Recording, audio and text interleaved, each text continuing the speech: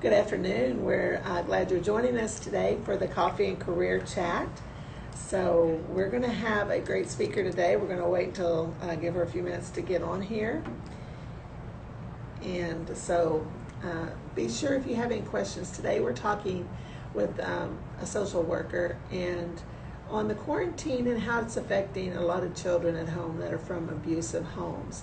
So if you have any questions relevant to that, just let me know, or just go ahead and send them on here. Okay, I'm trying to get it pulled up here. Let's see, do we have,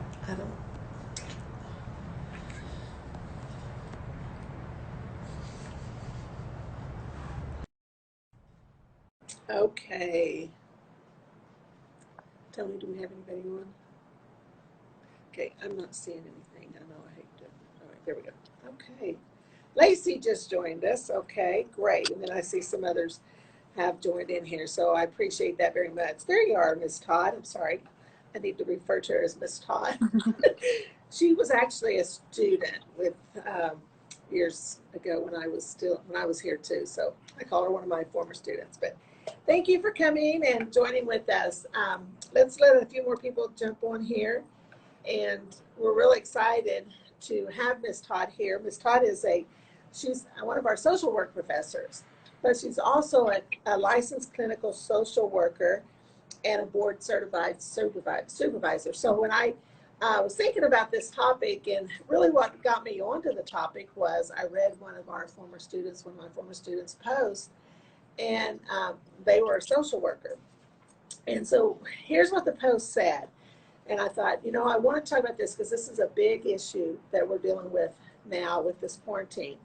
But she says, y'all, child abuse is a real thing. And it's not just littles, it's teenagers too. And it's a real issue that's only getting worse during this quarantine. Please, please, please, if you see something, say something. If you suspect something, say something. Home isn't safe for everyone. And she, concluded with a prayer. And I thought, let's talk to Ms. Todd and just kind of find out what are some things that we can be doing in this area that if we see something, or how can we help somebody along the way. And welcome, Ms. Todd, for me. Thank you.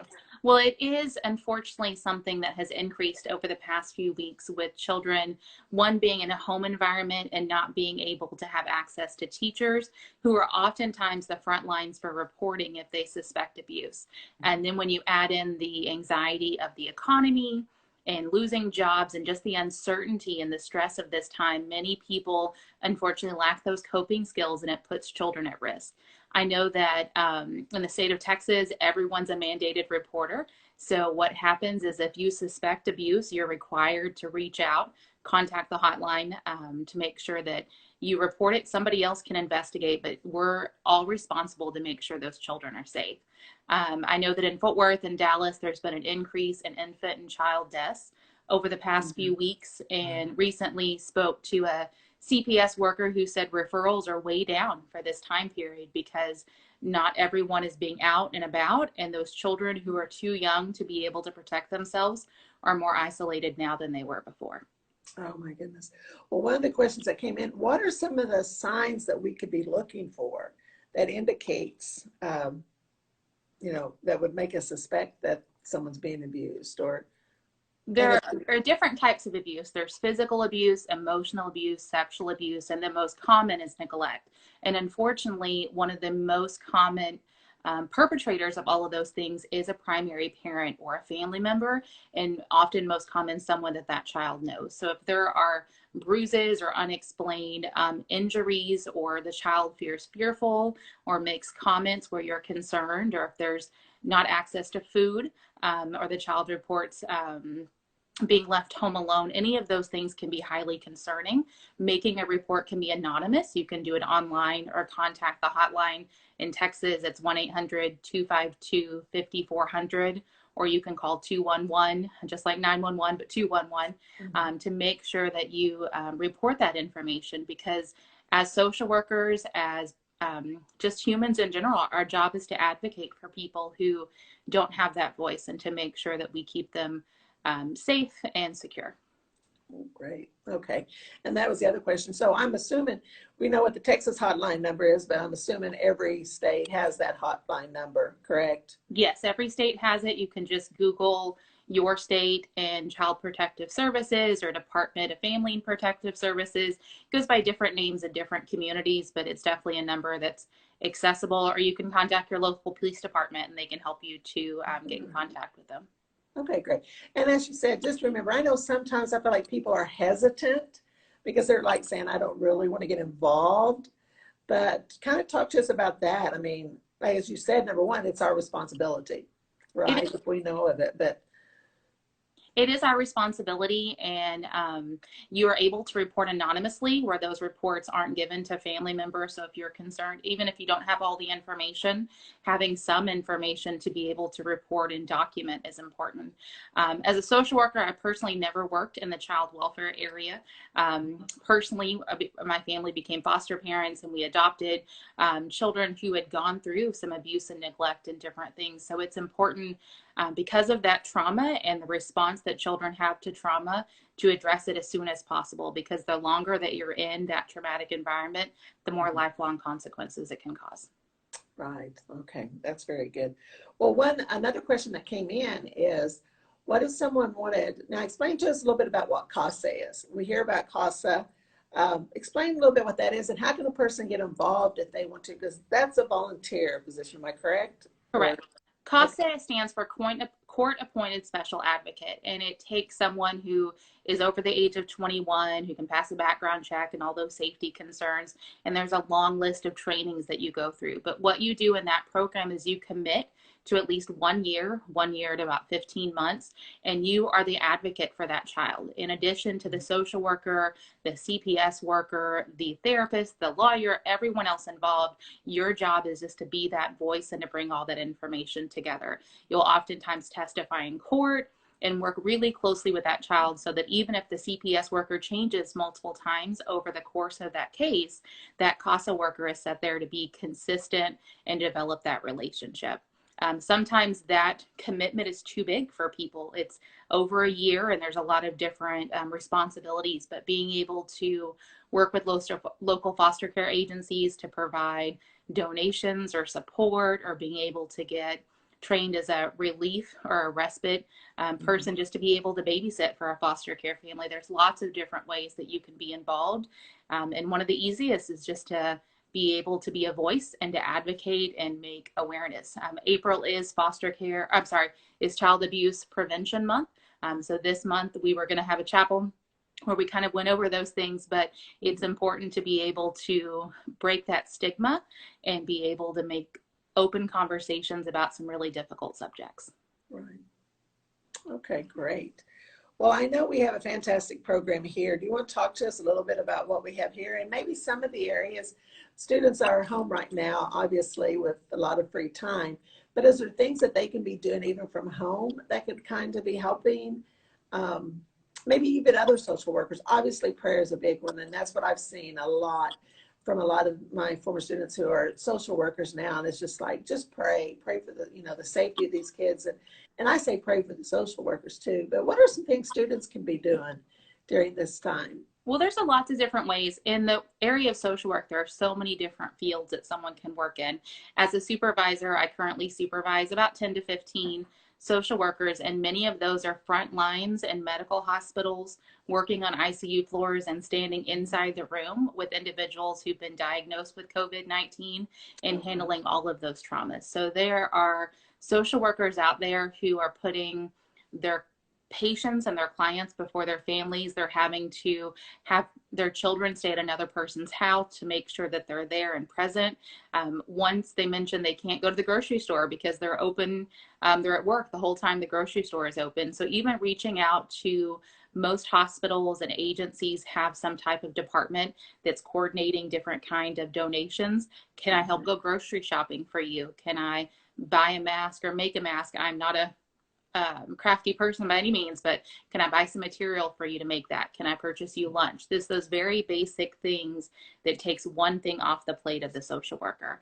And it's not just in medical settings. Many of our social workers, over 75% of social workers, cover the mental health field. And lots of people are struggling, being isolated, not having access to insurance after their layoffs to be able to get mental health treatment. And there are social workers out there every single day fighting to do what they can through teletherapy and different ways just to keep people for losing hope in this time that's just really uncertain. Right. That's good. That's good. Thank you. Just a reminder to those of you watching, if you have any questions, go ahead and send those through, and we'll be happy to ask Ms. Todd about those. But I know one thing, especially here around campus, the foster care, and we normally get to have the Royal Family Kids Camp that involves them. I'm not sure how that's working out for this summer, but that's one of the ways our students can get involved too. Are there some other ways that they can actually work with these kids before they become a social worker, or what's some suggestions you have there? Some suggestions would be to be able to get in contact with local agencies. Like I mentioned, sometimes just a approved babysitter where you're able to go in and help support the children. There's programs like Big Brothers, Big Sisters, where you're just a buddy, or where you're a tutor, or where you come inside a foster care house and let that mom take a shower for the first time in a few days, and you just help them play and build those relationships. A lot of local community churches have many children who are in a foster care setting or an adoptive placement or previously been within that system who are involved in their churches, and just being able to build those solid relationships and connect and create that attachment that could have been missing before is a huge place. There are also some trainings that you can complete online to get certifications, just to be more educated on some of the roles that you can have, just like you mentioned, CASA. And just one of the things that's kind of been a trigger word or a common word that we've talked about recently is just having some trauma-informed training. Understand what children experience when they have trauma, what reactions might look like anger, or might look like the child is misbehaving, but it really is testing those boundaries. So the more you understand behind the behaviors and those emotions behind it, the better you can relate and help that child kind of grow through and trust. Okay, all right. That's some great information. Thank you so much for that. Thank you. Okay, do you, looking here before we get into a couple other things, but do you have some other just anything else that you really want to make sure that everybody's aware of, and again, what we can be doing? And I know we've talked about that a lot, but anything else that comes to your mind? I think one of the most important things in this time where everybody's kind of quarantined and secluded and isolated is really focusing on continuing to build those personal relationships. As humans, we're built for connection. We understand that in the social work community, where that relationship and that rapport building is so important. So making sure that you're reaching out to friends, your family, getting some exercise is good for your physical health as well as your mental health. Going outside, right now it's 80 degrees, it might be 30 tomorrow. So just making sure that you take care of yourself. And sometimes you have to shut that TV off, or shut off social media, or whatever way that you're getting that information. I talked to another mom who mentioned they were watching the news whenever their kids were eating lunch, and the child was hearing all of this information, which is hard for us to process as adults, but even harder for kids. So one of the things we do in my house is really try to isolate that information, offer times, do you have any questions about it? What questions do you have? Can I explain something? But not making it so present, because it is kind of already a really difficult time. And self-care is huge, making sure that you take some time to unplug from your computer. Once you've spent 5 hours on Zoom today, turn your computer off and do something face-to-face with someone, or walk your animal, or do something different just to be physically connected. It's so important, even though we're social distancing, to not distance from those relationships. Right, that's good. Very good. Thank you. Well, one question just came in. What books, are there certain books or podcasts that you recommend? Do you have certain? Well, Brene Brown is oftentimes somebody that we work with very frequently in the social work field. She's someone who really encourages that connection and that empathy, and building just authenticity in this time period.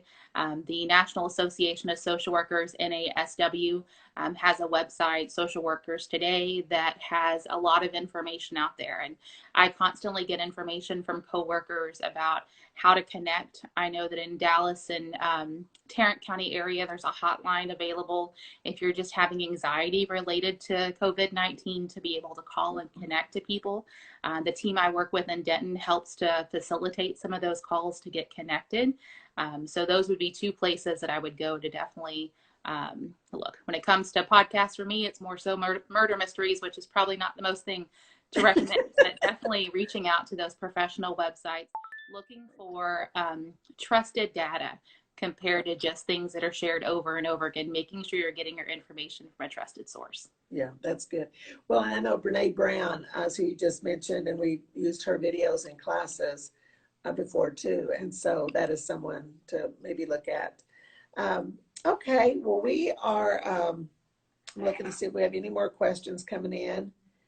But this has been very, very, very helpful information. I just so appreciate it.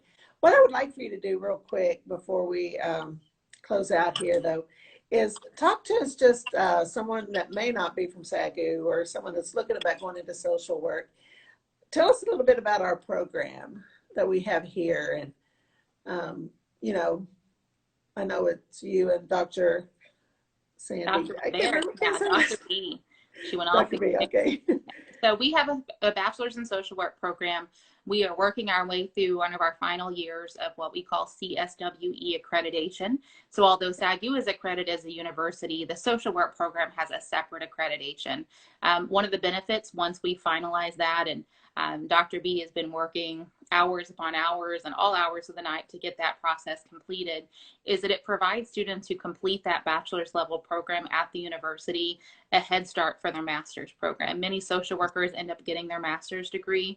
And if you get your bachelor's degree from a BSW or Bachelor of Social Work program, you're able to skip a year of grad school and be able to complete your master's in 1 year instead of 2. So that saves you a year of life. It saves you a whole lot of money, and it's a really good benefit because many of the classes we're teaching on a bachelor's level cover a lot of that information.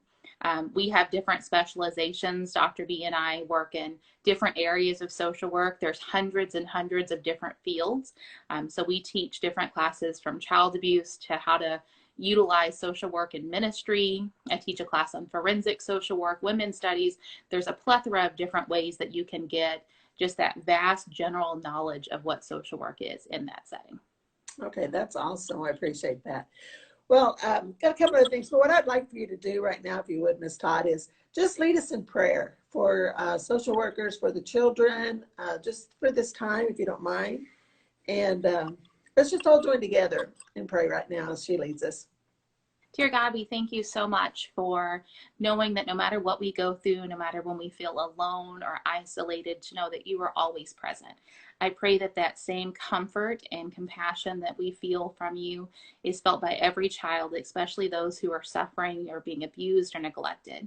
I pray for the social workers who are working and sacrificing everything they have to make sure they provide and advocate for their clients. I pray for resources, rest, self-care for them. I pray for anyone who's seeking out and wanting to learn more about how to help individuals who are struggling, who have lack of resources, that you just help to guide them in an area where you can utilize them. We thank you for bringing us together and for all that you've done in this time and continuing to help us know that you are present no matter what the circumstance. Amen. Amen. Well, thank you very much for joining us today. And I wanted to, this is our last one for this semester. As we all know, the semester is coming quickly to a close remotely for all of us here on the campus. But this was all made possible. I have to give a shout out to our student interns that's worked with career development this semester from the marketing department. Carly Carpenter has headed up this team, and they've done a phenomenal job. And so I want to say thanks to her, to Felipe Cardosa, Alexis Howe, Rachel Bailey. We couldn't have done this without you. I want to say thanks to Dr. Tony Garza, who's been my camera person, who's helped me figure all of this out here on the home front, as we would say. And then also to Fresh Coffee. Thank you, Fresh Coffee, for sponsoring these 3 sessions. We look forward to having many more in the fall. And we'll try to hopefully have people here gathered around this table for the future coffee chats. So anyway, in the meantime, I want to say thanks again for everybody. Thank you, Dr. Saldivar, who is the sponsor, who's the professor for the business department that assigned me these 3 great students. We want to say thank you to her. And thank y'all for joining. And if y'all need anything, remember, career development, we're still here. You can still access us through email, through our social media sites as well. So we'd love to stay connected. All right, y'all have a blessed day. Thank you. Thank you, Ms. Todd. Thank you.